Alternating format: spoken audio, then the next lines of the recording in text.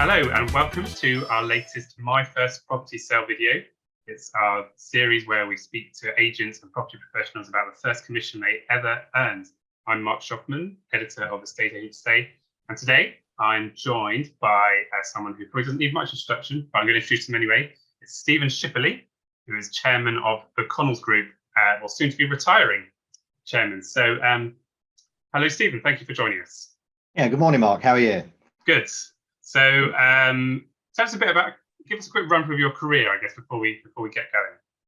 Yeah, so I started work for Connells on the 3rd of October 1977. I walked into the offices at 2 Temple Street, Aylesbury, to start my first day to learn how to sell houses. And in fact, that branch is still there in the same location, same premises, all these years later. So yeah, that was my first day. I was greeted by a really charismatic, influential chap on my first day, a chap called Quilla Taylor, an unforgettable name.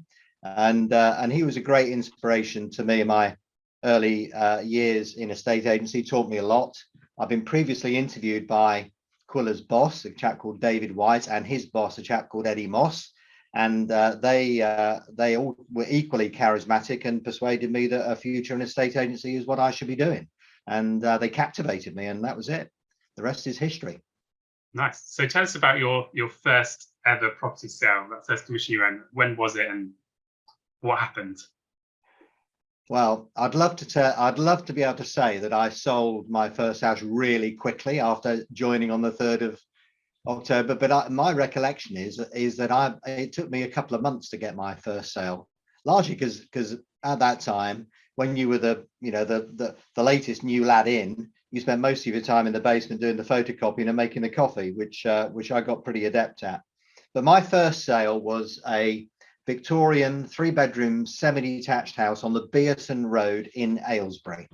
And I remember it particularly well because we sold it for £9,750. Wow. And the people who bought it, in fact, originally inquired about another property that we had got in an adjacent road that was on the market, I think, at 11,500, and they couldn't buy that because by the time they'd inquired about it, we had a lot of interest in it, and we sold it to somebody else. So being fleet of foot, this house in Beerton Road had only just come on the market. We hadn't even got the details of it ready, so I whisked them round there as an alternative. It was a cheaper. It needed a bit of work doing to it, which suited them, and they agreed to buy it full price. How did you feel getting that first one over the line? Were there any challenges or? Well, I was relieved actually, because most of my colleagues in the office seemed to be selling houses like they were going out of fashion, and this was my first sale, so it was good to get one under the belt. So it was a great feeling, actually, a great sensation, and for everybody who's been involved in property sales. Any sale makes you feel good, but that first sale I got then was really good, and I earned the princely sum.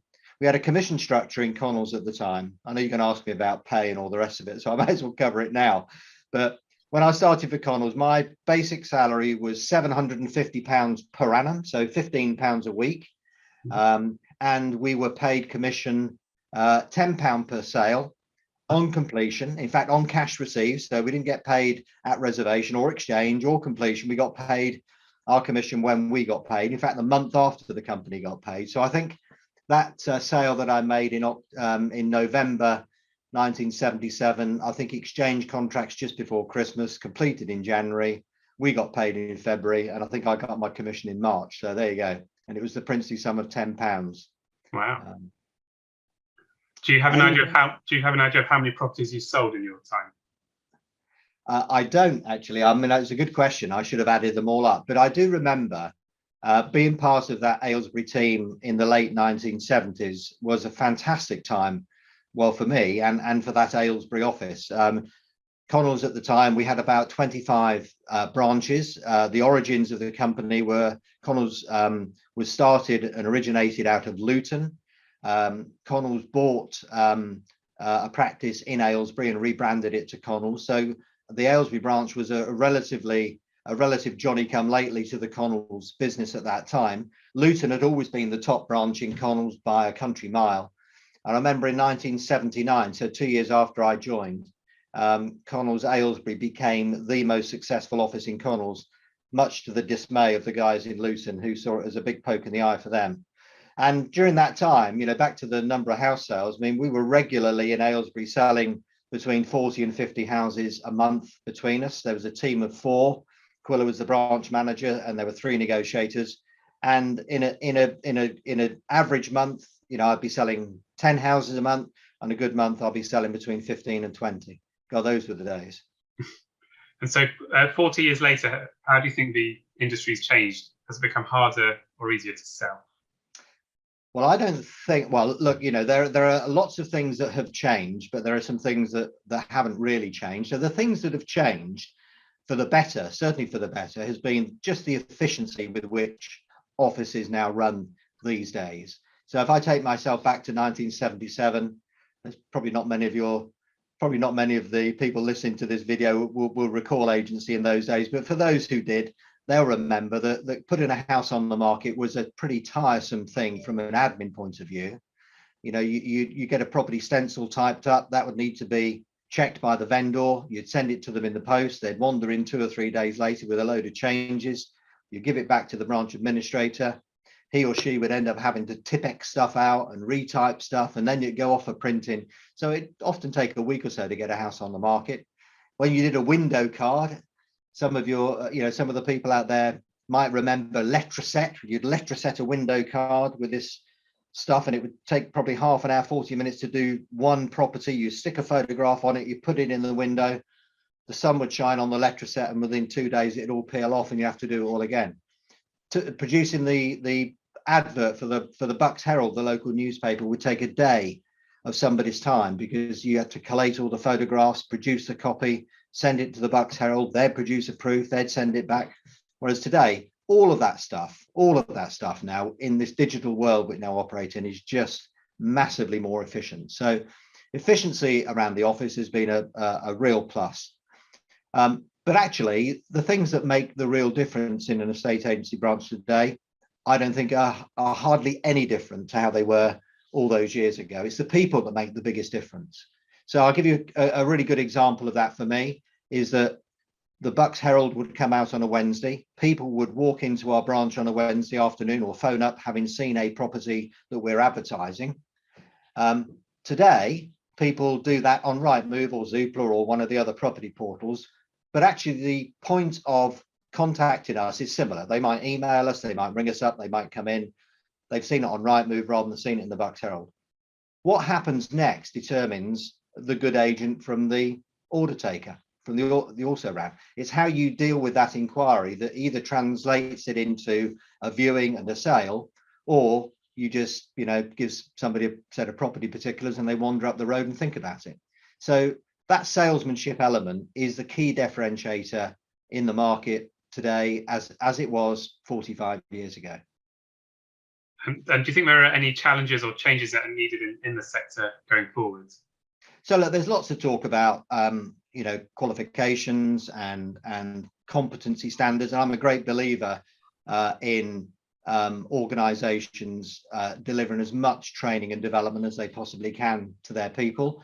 I mean, the mantra in Connells, and this isn't something that you can pin on me. It was there when I arrived. There was a very strong culture and mantra around recruiting good people, giving them lots of training, developing their skills and abilities, giving them opportunities to progress in their career, and helping them on their way. And that's where I think everybody in this industry has a responsibility. Anybody who's running anything, whether that's a branch or a region or an area, your responsibility is to recruit good people, train them well, give them opportunities, and help them reach their full potential. Okay, and so you're planning to retire, to stand down as chairman of the That's correct. What's your plans for the golden years? So let's firstly deal with the retirement itself. So I stepped down as chairman of Connells at the end of this year, 31st of December. So I'll come off the board and I will shed all of my executive responsibilities. I am going to stay on as a consultant, albeit on a very part-time basis, probably a couple of days a month. And that's largely to assist with a big part of our business is land and new homes. So we have major connections with landowners, house builders. It's been a part of the business that I've had a particular interest in over the years, and I've got many long-standing connections. So my objective over that consultancy period is to just make sure that those clients who've been long-standing clients of mine remain with the Connells Group, and I help the rest of the guys, grow that land and new homes business, which is very important to us. So that's the business bit of the retirement. The much more exciting bit, I suspect, in terms of new chapters is about me. Look, I'm 64 years of age. I know that everybody looking at that will gasp at wonder at just my youthful looks and all the rest of it, but I am 64, and it's time for me to put into practice some of those things that we all think about. Wouldn't it be nice if we had the time to do X, Y, and Z? So that's it. So I'm going to be out there looking to do lots of those things. So I'll play more golf. That probably means my handicap will get worse rather than better, but who knows? So I'll play a bit more golf. There's lots of interests I have outside of work. I've got a long-suffering wife in Janet who will now see a bit more of me. Whether that will be a good thing for her or a bad thing, you probably best ask her in a few months' time. I've got three fabulous daughters. They all got married this summer, so I've now got three son-in-laws added to the family. Nice. I'd like to spend a bit more time with Nicole, Rebecca, and Emma, and their husbands. Travel. I mean, I'm a very keen. I've played a lot of sport younger. My knees have given up on me really. So all of those active sports I don't play anymore, other than golf. But I'm a very keen sports person. So I like watching rugby, football, cricket, you name it. So I want to travel the world a bit, watching some sport, as well as do some fun travel with Janet and the family. Great. Well, good luck. Thank you. And Stephen Shipperley, thank you very much. Thank you, Mark.